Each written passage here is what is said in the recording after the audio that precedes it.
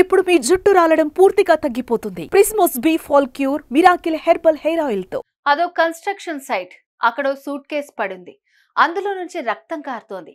ఏంటని చూశారందరూ. దగ్గరికి వెళ్తే దుర్వాసన. ఏదో తేడాగా ఉందని పోలీసులకు సమాచారం ఇచ్చారు. పోలీసులు చేరుకుని సూట్ కేస్ స్వాధీనం చేసుకుని తెచ్చారు. కట్ చేస్తే ఆ సూట్ కేసులో నుంచి బయటపడింది ఓ మృతదేహం. అది కూడా ముక్కలు ముక్కలు చేసి ఉంది. ఇంత దారుణంగా ఓ మహిళను చంపింది ఎవరు అనే కోణంలో విచారిస్తున్న పోలీసులు నిందితుడిని అరెస్ట్ చేశారు.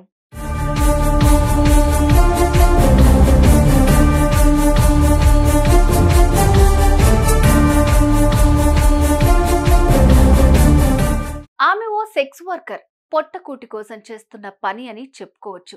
బ్రోకర్ల ద్వారా కస్టమర్స్ దగ్గరకు వెళ్లేది. అలా వచ్చిన డబ్బుతో రోజు గడిపేది. ఇష్టమయ్యి లేకుండా చేసే పని అయినప్పటికీ ఏ దారి లేక ఆ పని చేసేది.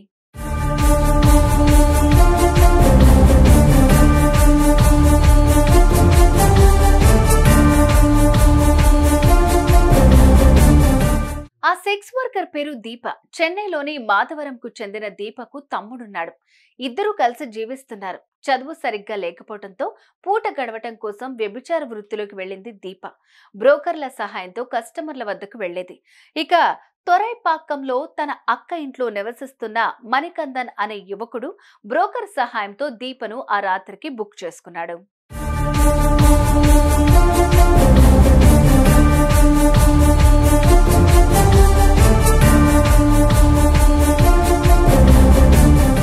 దీంతో దీప ఇంట్లో నుంచి తొరైపాకంకు అంటే మణికందన్ వద్దకు వెళ్ళింది.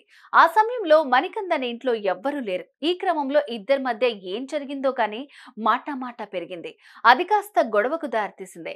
క్షణికావేశంలో దీపపై మణికందన్ దాడి చేశాడు. దీంతో ఆమె అక్కడికక్కడే మృతి చెందింది. ఏం చేయాలో అర్థం కాని మణికందన్ ఇంట్లోనే ఆమె మృతదేహాన్ని ముక్కలు ముక్కలు చేశాడు. ఆపై సూట్ కేసులో ముక్కలన్నీ కుక్కి కన్స్ట్రక్షన్ సైట్ లో పడేశాడు.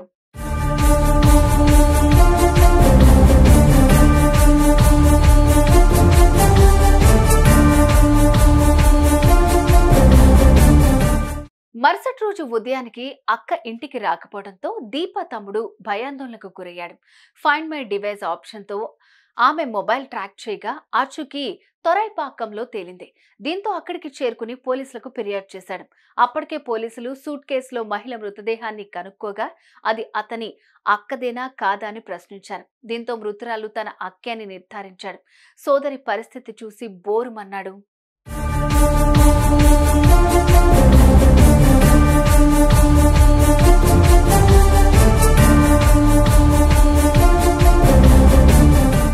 ఇక పోలీసులు స్థానికంగా ఉన్న సీసీ ఫుటేజ్లు పరిశీలించగా మణికందన్ ఈజీగా పోలీసులకు చిక్కాడు. దీంతో పోలీసులు అతన్ని అరెస్ట్ చేశారు. తనతో వాగ్వాదానికి దిగిన కారణంతోనే క్షణికావేశంలో హత్య చేసినట్లు ఒప్పుకున్నాడు మణికందన్. కావాలని చేయలేదని, అనుకోకుండా జరిగిపోయిందని చెప్పాడు.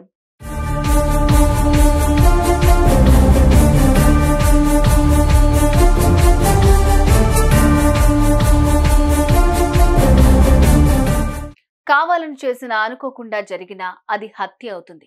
కాబట్టి చేసిన తప్పుకు శిక్ష అనుభవించక తప్పదు, జైలుకు వెళ్ళక తప్పదు. ఏమంటారు? కామెంట్స్ లో చెప్పండి. సుమన్ టీవీలో మీ పర్సనల్ అండ్ బిజినెస్ ప్రమోషన్స్ కోసం కింది నెంబర్కి కాంటాక్ట్ చేయండి.